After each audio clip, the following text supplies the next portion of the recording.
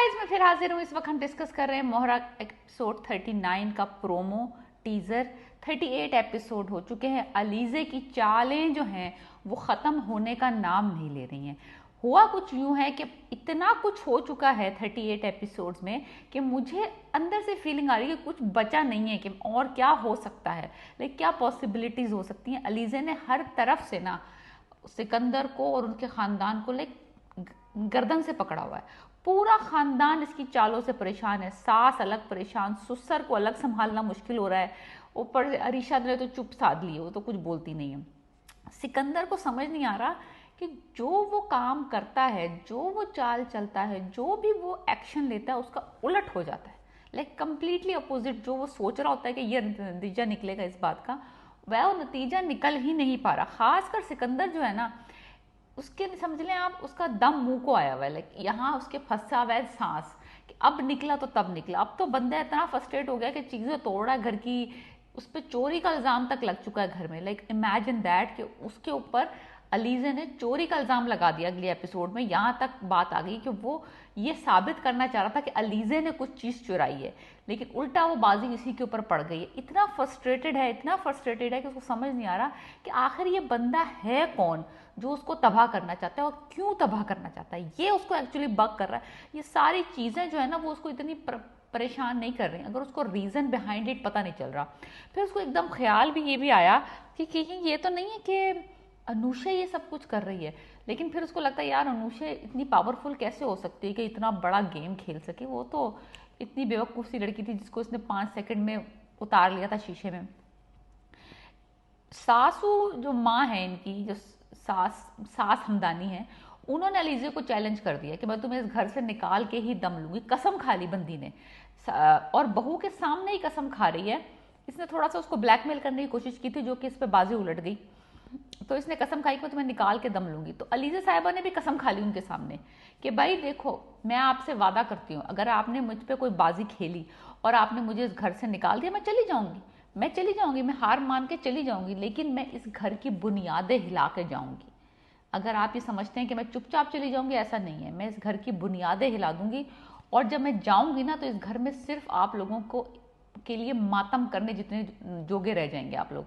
Like आपके अंदर उससे ज़्यादा कोई कैपेसिटी बचेगी नहीं कि बस आप मातम करने के लिए ज़िंदा रहेंगे। लाइक लिटरली बॉटम आउट करके जाऊंगी मैं, तो आपको जलील और ख्वार करके जाऊंगी।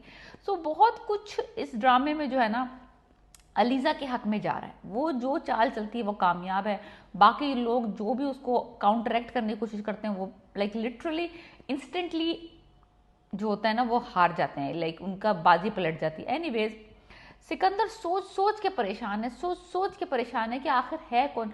बंदा को उसने अगवा करके उससे भी पूछगछ कर ली, हफीज़ से, जिसको इसने मार दिया, कत्ल कर दिया है, उससे भी पूछगछ कर ली। वो बाजी, वो भी कहीं क्लू नहीं मिला, वो आगे बात बढ़ी नहीं। फिर हफीज़ की बीवी के साथ इसने अलीज़े की इन्वॉल्वमेंट को सर्च करने की कोशिश की।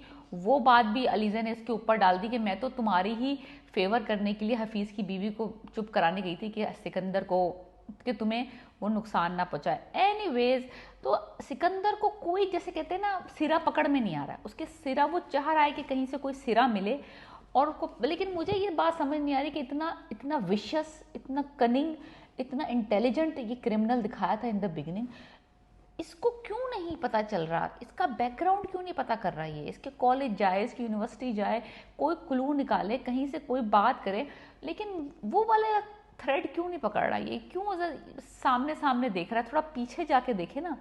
वो इसको अभी समझ नहीं आ रहा कि सिकंदर को वो क्यों नहीं क्लिक कर रहा कि जाके इसके बैकग्राउंड में चेक करे। एनीवेज, अलीज़े को ना मज़ा आ रहा है गेम में। वो कहती है कि मैं इसको मारूंगी नहीं, क्योंकि मार दिया अगर मौत जो है वो इसके लिए आसान हल हो जाएगी। वो देखना चाहती है इसकी आंखों में बेबसी, तड़प जो इसकी बहन की आंखों में थी, तो वो उसको तड़पता हुआ देखना चाहती है।